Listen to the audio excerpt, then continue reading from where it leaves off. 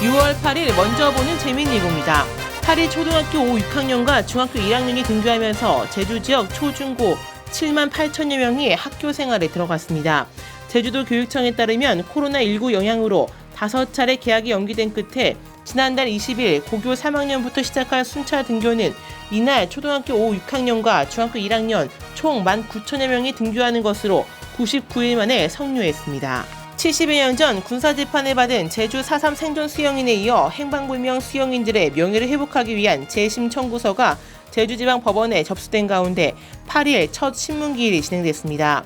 생존 수영인과 달리 행방불명 수영인의 경우 사망 기록과 불법 구금 등 사실관계를 확인하기 쉽지 않아 상당한 시일이 소요될 것으로 전망됩니다.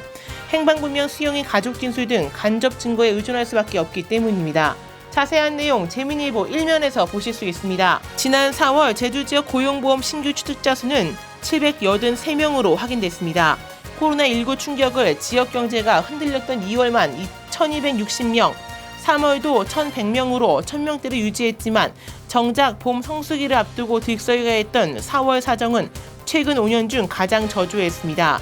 청년 고용률도 2015년 2분기 이후 최저치를 기록했습니다. 코로나19로 사정이 좋지 않은 기업들의 채용 포기는 물론이고 고용유지지원금 신청에 따른 신규 채용 제한 조건까지 현실을 막막하기만 합니다. 자세한 내용 재민일보 경제면에서 보실 수 있습니다. 제주 지역 경제 산업 분야 단체 등이 제주도 의회에 경제와 미래 전략 산업 분야 등을 전담할 상임위원회를 신설해 줄 것을 요구하고 나섰습니다.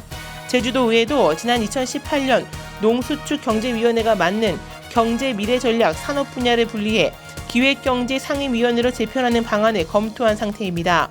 하지만 상임위 소관 업무 조정 방안을 추진했던 제10대 도의회는 11대 개원을 앞둔 상태에서 지금 처리하는 것은 부적절하다며 상임위 소관 업무 조정 계획을 중단해 도의회 차원의 재검토가 요구되고 있습니다. 자세한 내용 재민일보 정치면에서 보실 수 있습니다. 장마철과 태풍, 집중호우 등으로 하천 범람과 홍수 피해 예방을 위해 도내 주요 하천에 우수 저류지를 조성했지만 상당수 저류 기능에 문제가 있는 것으로 나타났습니다. 우수 저류지 개선 사업이 시급하지만 예산 부족 등으로 지지부진 올 여름 우수기 재해 피해가 우려되는 상황입니다.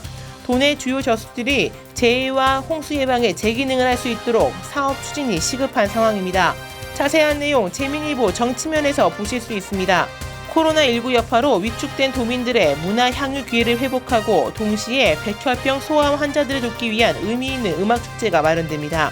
제주 팝스 오케스트라는 오는 12일과 13일 매일 오후 7시 30분에 제주시 중앙로에 위치한 채플린 소극장에서 2020 채플린 뮤직 페스티벌을 엽니다. 이번 뮤직 페스티벌은 별도의 입장료 없이 공연이 끝난 뒤 관객이 원하는 만큼 지불하는 감독 후불제로 운영됩니다. 자세한 내용 재민일보에서 보실 수 있습니다. 지금까지 먼저 보는 재민일보였습니다.